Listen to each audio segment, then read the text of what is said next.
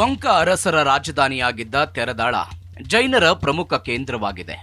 ತೆರದಾಳ ಕಂಬಳಿ ಮತ್ತು ತೆರದಾಳ ಬೆಲ್ಲ ರಾಜ್ಯದಲ್ಲಿ ಪ್ರಸಿದ್ಧವಾಗಿದೆ. ಅಲ್ಲದೆ ಅತಿ ಹೆಚ್ಚು ನೇಕಾರರನ್ನ ಹೊಂದಿರುವ ವಿಧಾನಸಭಾ ಕ್ಷೇತ್ರ ತೆರದಾಳವಾಗಿದೆ.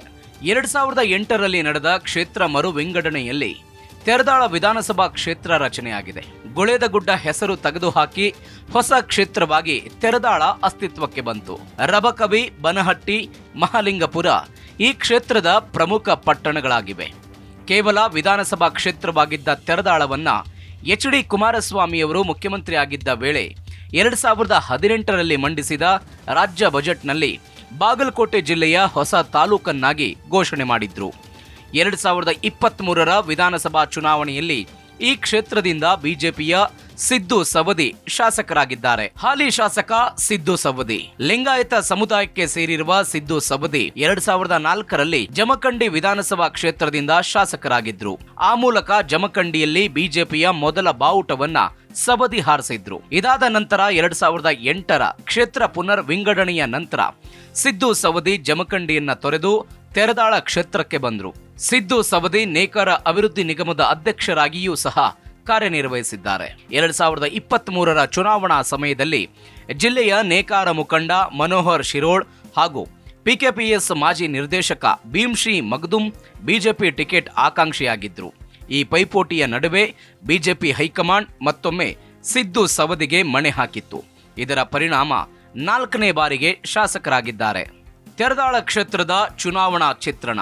ತೆರದಾಳ ವಿಧಾನಸಭಾ ಕ್ಷೇತ್ರವಾಗಿ ರಚನೆಯಾದ ಮೇಲೆ ಕಂಡ ಮೊದಲ ಚುನಾವಣೆಯಲ್ಲಿ ಮೊದಲ ಬಾರಿಗೆ ಬಿಜೆಪಿ ಬಾವುಟ ಹಾರಿತ್ತು. ಬಿಜೆಪಿಯಿಂದ ಸ್ಪರ್ಧಿಸಿದ್ದ ಸಿದ್ದು ಸವದಿ 62,595 ಮತಗಳನ್ನು ಪಡೆದು ಕ್ಷೇತ್ರದ ಮೊದಲ ಶಾಸಕರಾಗಿ ಆಯ್ಕೆಯಾದರು. ಕಾಂಗ್ರೆಸ್ನಿಂದ ಸ್ಪರ್ಧಿಸಿದ್ದ ಉಮಾಶ್ರೀ 50,351 ಮತ ಪಡೆದು 12,244 ಮತಗಳ ಅಂತರದಲ್ಲಿ ಸೋಲು ಅನುಭವಿಸಿದ್ರು. 2013ರ ಚುನಾವಣೆಯಲ್ಲಿ ಕಾಂಗ್ರೆಸ್ ಅಭ್ಯರ್ಥಿ ಉಮಾಶ್ರೀ ಅವರು ಸಿದ್ದು ಸವದಿಯವರಿಗೆ ಸೋಲಿನ ರುಚಿ ತೋರಿಸಿದ್ರು. ಉಮಾಶ್ರೀ 70,189 ಮತ ಪಡೆಯುವ ಮೂಲಕ ಮೊದಲ ಬಾರಿಗೆ ಶಾಸಕರಾಗಿ ಆಯ್ಕೆಯಾದರು. ಆ ಮೂಲಕ ಸಿದ್ದರಾಮಯ್ಯನವರ ಸರ್ಕಾರದಲ್ಲಿ ಮಹಿಳಾ ಮತ್ತು ಮಕ್ಕಳ ಕಲ್ಯಾಣ ಇಲಾಖೆಯ ಹಾಗೂ ಕನ್ನಡ ಮತ್ತು ಸಂಸ್ಕೃತಿ ಇಲಾಖೆಯ ಸಚಿವೆಯಾಗಿ ಕಾರ್ಯನಿರ್ವಹಿಸಿದ್ರು. ಬಿಜೆಪಿಯಿಂದ ಸ್ಪರ್ಧಿಸಿದ್ದ ಸಿದ್ದು ಸವದಿ 67,590 ಮತ ಪಡೆದು 2,599 ಮತಗಳ ಅಂತರದಲ್ಲಿ ಸೋಲು ಕಂಡ್ರು. 2018ರ ವಿಧಾನಸಭಾ ಚುನಾವಣೆಯಲ್ಲಿ ತೆರದಾಳ ಕ್ಷೇತ್ರದ ಮತದಾರರು ಬಿಜೆಪಿಯ ಸಿದ್ದು ಸವದಿಯವರಿಗೆ ಮಣೆ ಹಾಕಿ ಉಮಾಶ್ರೀ ಅವರನ್ನ ಸೋಲಿಸಿದ್ರು. ಇನ್ನು 2023ರಲ್ಲಿ ತೆರದಾಳದಿಂದ ಮತ್ತೊಮ್ಮೆ ಸ್ಪರ್ಧೆ ಮಾಡುವುದಕ್ಕೆ ಉಮಾಶ್ರೀ ಉತ್ಸುಕತೆಯಲ್ಲಿದ್ರು. ಆದರೆ ಕಾಂಗ್ರೆಸ್ ಅವರಿಗೆ ಟಿಕೆಟ್ ಕೊಡಲಿಲ್ಲ. ಬದಲಾಗಿ ಹೊಸ ಮುಖ ಸಿದ್ದು ಕೊಣ್ಣೂರ್ ಅವರಿಗೆ ಟಿಕೆಟ್ ನೀಡಿತು. ಬಿಜೆಪಿಯಿಂದ ಮತ್ತೊಮ್ಮೆ ಸಿದ್ದು ಸವದಿ ಕಣದಲ್ಲಿದ್ರು. ಅಂತಿಮವಾಗಿ ಈ ಚುನಾವಣೆಯಲ್ಲಿ ಸವದಿ 77,265 ಮತ ಪಡೆಯುವ ಮೂಲಕ ಗೆದ್ದು ಬೀಗಿದ್ದಾರೆ. ಸಿದ್ದು ಕೊಣ್ಣೂರು 66,520 ಮತ ಪಡೆಯುವ ಮೂಲಕ 10,745 ಮತಗಳ ಅಂತರದಿಂದ ಸೋಲು ಅನುಭವಿಸಿದ್ರು. ಇನ್ನು ಕಾಂಗ್ರೆಸ್ನ ಟಿಕೆಟ್ ವಂಚಿತ ಡಾಕ್ಟರ್ ಪದ್ಮಜಿತ್ ಪಾಟೀಲ್ 22,480 ಮತಗಳನ್ನು ಪಡೆದುಕೊಂಡರು.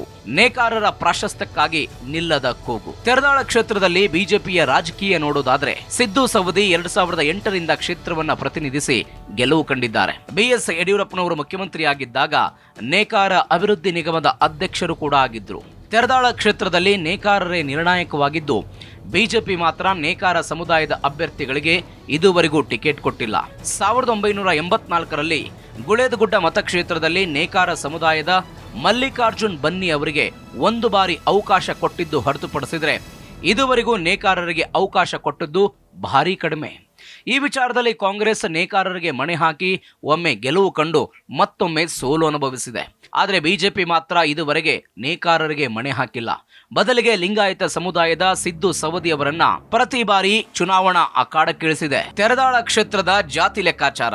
ತೆರದಾಳ ವಿಧಾನಸಭಾ ಕ್ಷೇತ್ರದಲ್ಲಿ ಪಂಚಮಸಾಲಿ 40,000, ನೇಕಾರ 36,000, ಮುಸ್ಲಿಂ 30,000, ಎಸ್ಸಿ ಹಾಗೂ ಎಸ್ಟಿ 25,000, ಗಾಣಿಗ 18,000, ಕುರುಬ 18,000, ಜೈನ 16,000 ಹಾಗೂ ಉಪ್ಪಾರ ಮತ್ತು ಬಂಜಾರ 20,000, ಜಂಗಮರು 6,000, ರೆಡ್ಡಿ 5,000 ಸೇರಿದಂತೆ ಇತರೆ ಸಮುದಾಯದ 12,000 ಮತಗಳಿವೆ.